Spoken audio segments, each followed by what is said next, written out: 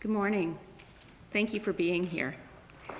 When the Department of Health and Human Services released a study last year on Missouri's efforts to protect children missing from foster care, I was alarmed by the high numbers of missing children and the lack of measures that were in practice to protect these children. Youth in the child welfare system are believed to be particularly vulnerable to running because of prior disruptions in their living situation and, for many, their complex histories of abuse and neglect. Youth who run away, both from foster care and other settings, have increased vulnerability to victimization, including sexual victimization, because of their lack of resources and their need for basic items such as housing and food. We're here today to talk about what child sex trafficking looks like and what members of the public can do to stop it. There are community members from all walks of life, from law enforcement to healthcare to educators to victim service providers, who work on the prevention of trafficking and on serving victims. Today, we have with us Shima Rostami with Gateway Human Trafficking, Marilyn Pittler and Heather Silverman with the National Council of Jewish Women. NCJW provides advocacy and education on the issue of human trafficking. Their mission is to improve the lives of women, children, and families. Jess Rodriguez, a social work student at the Washington University Brown School. Jess has worked directly with victims of commercial sexual exploitation of children and with victims of child abuse and neglect. And Nanette Ward of the Stop Human Trafficking Coalition of Central Missouri. I'm going to turn it over to Shima Rostami to talk about Gateway Human Trafficking and human trafficking. Thank you. Good morning. Thank you so much for being here today, and thank you, State Rep Sarah Unsicker, for her attention to this important issue. I'm Dr. Rostami from Gateway Human Trafficking, a nonprofit agency provides education concerning human trafficking. Human trafficking has been a huge issue every single year in Missouri. Every given year, we have the data that 1 in 3 victims of human trafficking in Missouri have been children.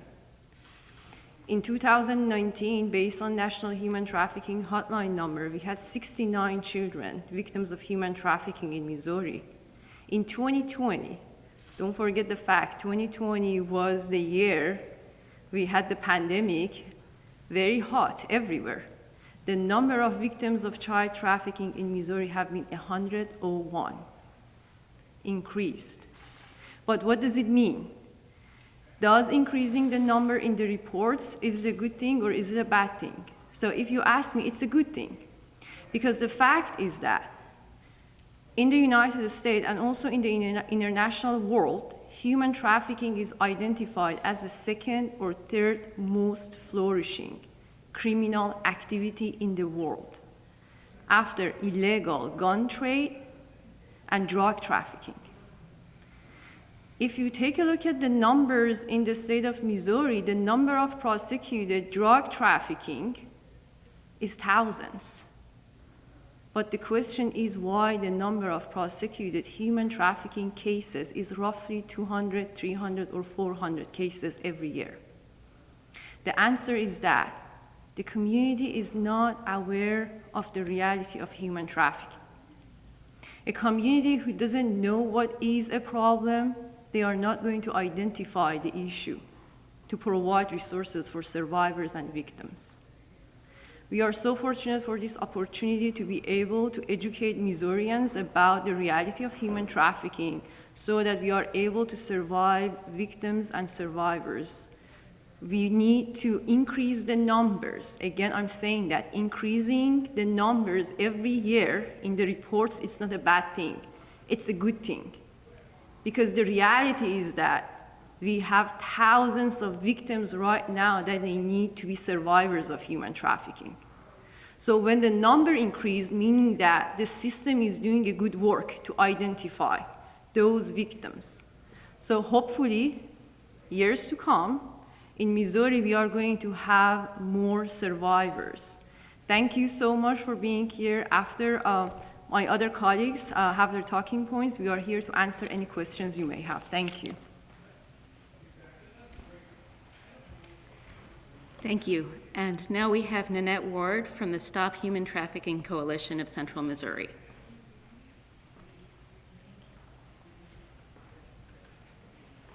Good morning. I'm Nanette Ward, and the Stop Human Trafficking Coalition was formed in 2008 and has had the privilege of providing education throughout the Mid-Missouri area for the past 14 years, and also to provide direct support to victims and survivors in Missouri of all ages.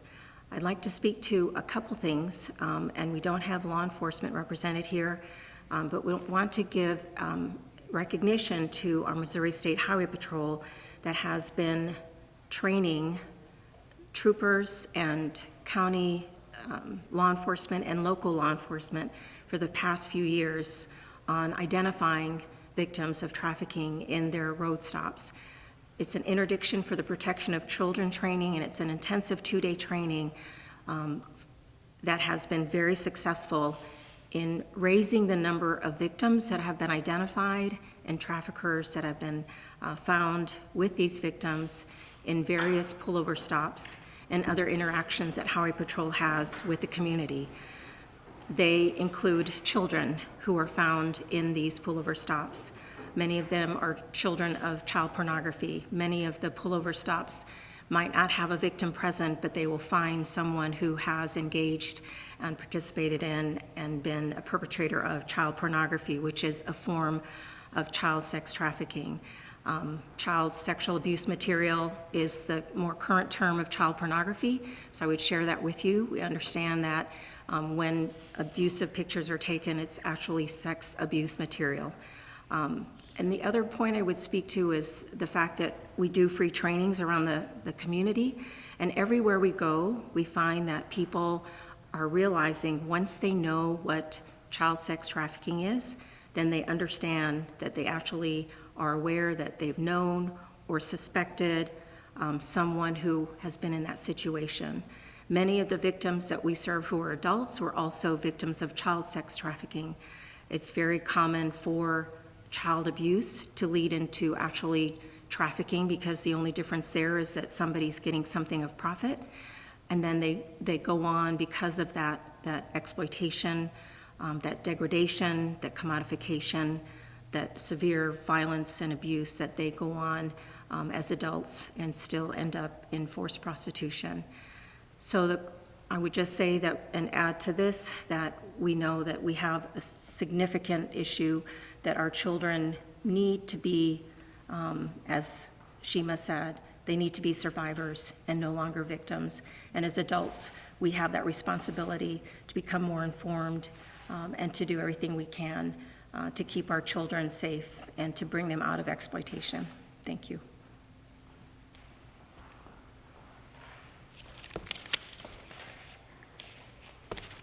To prevent and deter sex trafficking, the first thing to do is to deter children from getting caught up in the first place. Adults can work to be a safe person for a child to run to, a trusted adult if things go badly in a child's life. Learning about sex trafficking is important to deter trafficking. Every vulnerable population is susceptible to human trafficking. If you or someone you know is a victim of human trafficking, call the National Human Trafficking Hotline at 888-373-7888. Thank you again for being here. We will be happy to take any questions. The last time that I remember this, getting this kind of spotlight, what came out of it, I believe, was the highway patrol training that was mentioned. Some notices that went up in rest areas on interstate highways, and I have, forgive me, don't remember a whole lot more attended to that. Have those things made a difference, number one? The Highway Patrol To the mics. Yes, the Highway Patrol, and I can't cite them for you, I wouldn't want to do that, but they have real numbers over time from when they started the interdiction for the protection of children training. As they move forward, doing those trainings all around the state, immediately having responses from Highway Patrol, having been through that, being able to identify differently than they would have before. It's absolutely made a difference. And the posters, I don't know that we have any data, but certainly I think you've all seen them. It has the toll-free number, the National Human Trafficking Hotline number. I can. Okay, speak to sure. that. I don't have the exact data for the posters, but there was an increase in calls to the national hotline after the posters went up. What's your name? I'm Heather Silverman from National Council of Jewish Women. The other thing that I remember being said at that time was that the trafficking problem and the meth problem were linked inextricably, and that some of the children being trafficked were in fact being trafficked by their own family members to get money to buy drugs. Have we done anything to move the needle on that? I can speak on that. Yes. So in addition to Highway Patrol, we have human trafficking task forces in the state of Missouri. We have Eastern District of Missouri Human Trafficking Task Force, Western District of Missouri, that it's a collaboration of various agencies, from law enforcement agencies to prosecuting attorney's office to NGOs, that they are addressing the issue. So the trainings are going. They have been very impressive. We have had cases just coming out. It was just 4 months ago in our area, in Lake St. Louis area, that in one of the hospitals, we had one of the kids who was a victim in ER that was survived.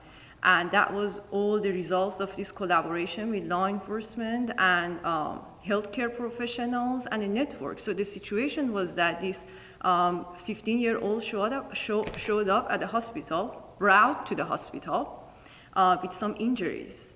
The staff who were trained about human trafficking started asking those questions that they need to. And then they realized that those two individuals are accompanying the minor, are getting uncomfortable. So after a couple of minutes, they just left the hospital and left the minor alone.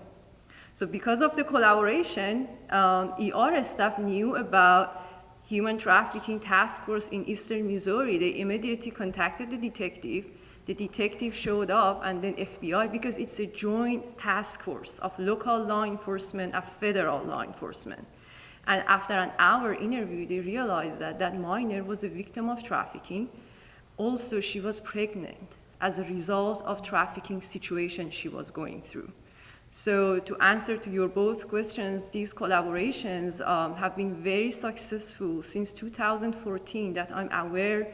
It was just the movement started in 2012, 2014, and now it's continuing. So yes, it has been a very great partnership among various agencies. So you're saying those people who left were family members who in fact were responsible for trafficking that teenager? Yes and no. So in some cases, yes, they were. They introduced themselves as family members, but later in this investigation, they recognized that no, they were not family members. So generally speaking, in the field of child abuse, the data says about 30% of the cases happens by a family member or someone the child knows. But the Lost in the system, they ran away. They had different leaders in DSS. Yes. We have now changed. We have Robert Nodell now leading that department. Has there been a difference? I know he's only taken over in the past couple of months. Have we seen a difference, and do you think that now that there's different roles, different people in those roles, it could change? What are you looking for? I am looking for action to take steps to prevent children from going missing. To look at children who are likely to go missing, and to look at the children after they've gone missing, to see if they've been victimized, to see what has happened in their life while they were missing, and see if they've been sex trafficked, labor trafficked, how they were able to eat while they were away, how they found housing and what happened to them. And I'm looking for Children's Division to follow up more on that. The report said they were not doing those follow-ups, and I'm hoping that's changed. I have not followed up yet with the department to see if that's changed. Is there any legislation that you think that needs to be done? Is there anything you're kind of spearheading in order to prevent more of this from happening? Right now, I am trying to bring more attention to the issue. I know my colleague Ed Lewis is working on a bill to work on human trafficking and especially on child sex trafficking. And I believe that's working its way through the legislature. It's got several experts providing input on it, and I believe it'll be in good shape by the time it passes through the legislature. For any of the experts back there, I don't know if you can answer this, but because of the pandemic, you said that you've seen more of it happening within their own families, with happening more within their parents. Did that happen a lot before the pandemic?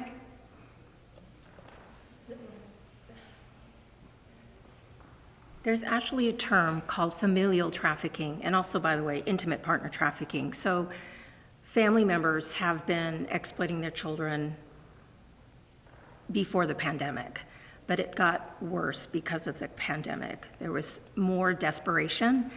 And the piece that's really important here is, we're concerned about our children, and then we're concerned about the traffickers, but we have to make sure we remember that this is happening because there are people who are buying our children, who are willing to pay money or something of value in exchange for raping our children. And that has to be said because that's really what it is. And so we have to pay attention. So all of you are here, please make note that there is a demand side, there's buyers, and those people are among us. They're people you work with, go to church with. Maybe in your family, they're a buyer, not just a family member who's selling their child, but on the demand side, we have to recognize that as a state, we have people in this community who are making this profitable crime so possible because they're willing to pay that money. We had a young gal who actually had disabilities, so of course you're like, oh my goodness, and it was the mother who sold her out of a local motel in Missouri, and you're thinking, this poor child, of course, and you think how horrible a mother could do that, but there were men going in and out of that motel room to pay money or to give drugs, something of value, in order to rape this child. So we have to make sure that we remember that other piece. What, in the expert role, what needs to be done here in the state of Missouri? Is there something else in other states that you guys are eyeing, or something that you see other states do? Is there one thing that could really help here in the state of Missouri? And can you state your name, please? Yeah, so my name is Jessica. I'm the WashU student. I'm actually from California. I worked in California and Oregon, where there has been established protocols that foster this movement of collaboration among multiple agencies, because what we know is we need to move as a unit because there's so many moving parts. And one thing that I have seen that has been beneficial in another state is this movement of law enforcement is trained to identify. DCFS, or Department of Children and Family Services, is trained to identify. Probation is trained to identify. When everyone is trained and is ready to basically identify and then move forward and refer, there's this sense of the children is supported by multiple agencies, they're supported by victim services, and they're also supported by the law. So I think we're moving in the right direction, and I would like to continue seeing that. So I'm hoping that along with the legislation, there is this sense that agencies should not be working against each other, saying like, oh, this is something that, oh, it's DCFS problem, it's law enforcement, it's all of our problems. It's the communities, it is the agencies, it's everyone's problem. So I'm hoping that in this new light and people are becoming more aware, they understand and are aware of like the different avenues of trafficking, they're aware of the services, they're aware that a child is a victim and it is not someone that should be tried. So that's what I've seen that has been helpful, and I'm hoping that we're moving in that direction. I have some answers, continue. So I know that Ohio has done a fantastic work in the field of education to educate educators at K-12 and also students which is very critical for the past, I can tell you, 5 years. We are trying to get into a school and educate the students and educators about human trafficking, and we are hearing that, well, sex trafficking is not a good topic to talk about to kids. The problem is that by the phone and online technology every kid in Missouri has, traffickers have access to them. They already have started talking to them. So I know that one of the main things in Missouri is that start getting into the schools and educate them. At least we can start educating teachers, school staff, personnel who are the adults, surround the children, and if they see something, they can say something. The other state has done a good work is Colorado, in addition to Ohio.